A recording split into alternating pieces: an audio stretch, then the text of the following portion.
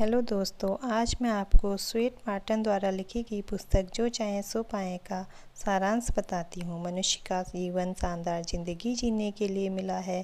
निराशा, उदास और दुखी जीवन अकर्मण्य और बेवकूफ़ लोग जिया करते हैं। अपनी दुर्दशा, दुर्भाग्य और दीनहीनता का दोष वह परिस्थितियों तथा भाग्य के माथे मढ़ दिया करते हैं।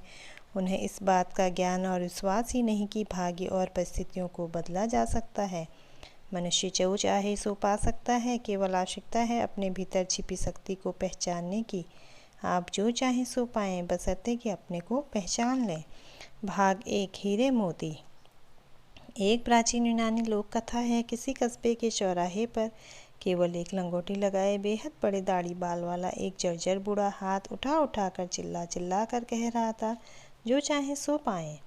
लोग उसकी ओर देखते, मुस्कुरा पड़ते और चल देते। उसकी दीनहीन दशा देखकर लोगों को सहज विश्वास हो जाता था कि वह कोई पागल है। पागल कुछ भी कह बक सकता है। वह बार बार चिल्ला रहा था, पर कोई उस पर ध्यान न देता। सब उसकी उपेक्षा कर आगे बढ़ते जा रहे थे। कुछ देर तक चिल्ला चिल्ला कर इस बात को कहने के बाद उसने चीखना शुरू किया, बेवकूफ़ों, मेरी बात सुनो, जो चाहो सो पाओ। उसने अपनी बात को बहुत कड़वे ढंग से कहना शुरू कर दिया था। एक नौजवान रुक गया। कुछ देर तक उसका तमाशा देखने के बाद वह उसके पास गया। अंततः एक नौजवान को आकर्षित देखकर वह पागल खुश हो गया और ऐसी शान के साथ बोला मानो कि दुनिया की हर वस्तु उसकी मुट्ठी में है। बोला, क्या चाहता है? युवक मुस्कुराया। उसको लगा सचमुच वह पागल है। व्यंग से पूछा, क्या जो भी मैं चाहूँगा तुम दे दोगे? नहीं, जो भी तुम चाहोगे पा लोगे। उसने तपाक से कहा, वह कैसे? पहले तुम यह बताओ कि चाहते क्या हो? मैं हीरे मोती चाहता हूँ। युवक ने मजाक किया। पा सकते हो, वह दीनहीन बोला। हीरे मोती तुम्हारे चरणों पर लौट सकते हैं। बताओ कैसे? क्या तुम दोगे? हाँ, एक हीरा, एक मोती मैं तुमको दूंगा, फिर उससे तुम चाहे जितना पा लेना। लाओ दो। युवक ठिठोली कर हंसने लगा। हाँ सुन, मैं तुझे एक हीरा कर्म का देता हूँ और दूसरा मोती समय का। इनको संभाल कर रख ले जा, सब पाएगा। वह युवक उसकी बात पर हंस पड़ा और उसे बेवकूफ़ समझता आगे बढ़ गया। कुछ आगे जाने पर उसका माथा ठनका। एक हीरा कर्म का और एक मोती समय का। अचानक युवक की छठी इंद्री जाग गई। कर्म और समय, समय और कर्म। वास्तव में यही हीरा मोती, मोती हीरा है और सचमुच जिनके पास यह है वह सब कुछ पा सकता है। इस ज्ञान बोध के साथ ही वह युवक मान गया, वह दीनहीन पागल नहीं था। यूनानी लोक कथा यहीं समाप्त हो जाती है। यह प्राचीन कथा इस बात का प्रमाण है कि वास्तव में मनुष्य सब कुछ पा सकता है, और वह तो अवश्य ही पा सकता है जिसके पास कर्म और समय के हीरा मोती हैं। यह कहाँ मिलते हैं? इनकी कीमत क्या है? कर्म उस प्रत्येक मनुष्य के पास मुफ्त में होता है जो शरीर से स्वस्थ है। समय मुफ्त में हर एक के पास होता है। बिना किसी लागत के यह दोनों वस्तुएं हर एक मनुष्य के पास होती है, चाहे वह गरीब हो या अमीर, पढ़ा लिखा हो या अनपढ़। अगर वह मनुष्य है तो यह दोनों चीज़ें उसके पास अवश्य ही हैं। कर्म और समय के होते हुए भी लोग अभावग्रस्त हैं। आखिर क्यों?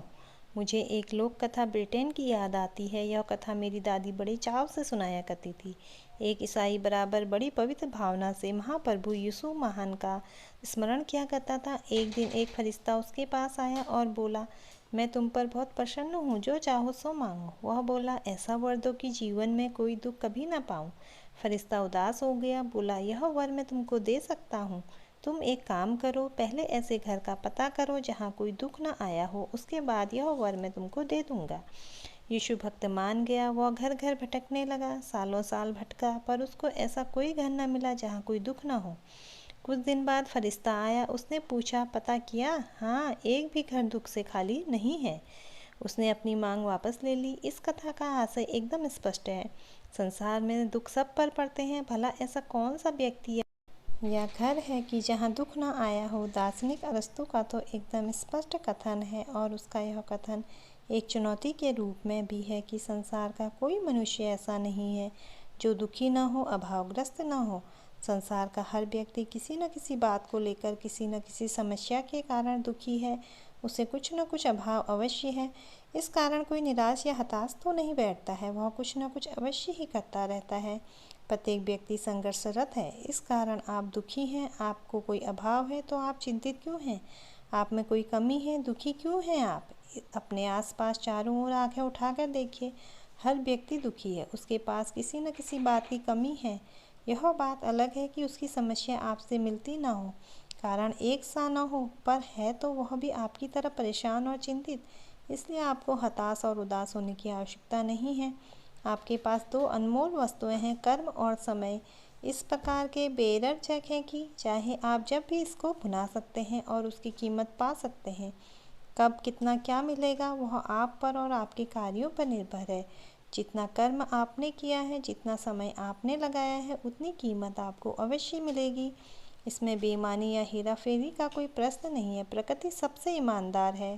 प्रत्येक मनुष्य जैसा कर्म करता है, उसमें जितना समय लगाता है, उसी का फल पाकर रहता है।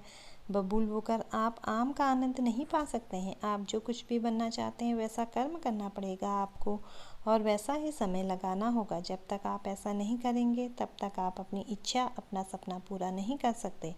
अगर आप सोचते हैं कि किसी चमत्कार के बल पर या पूजा पाठ अथवा मंत्र से ऐसा हो जाएगा, तो ये आपकी भूल है।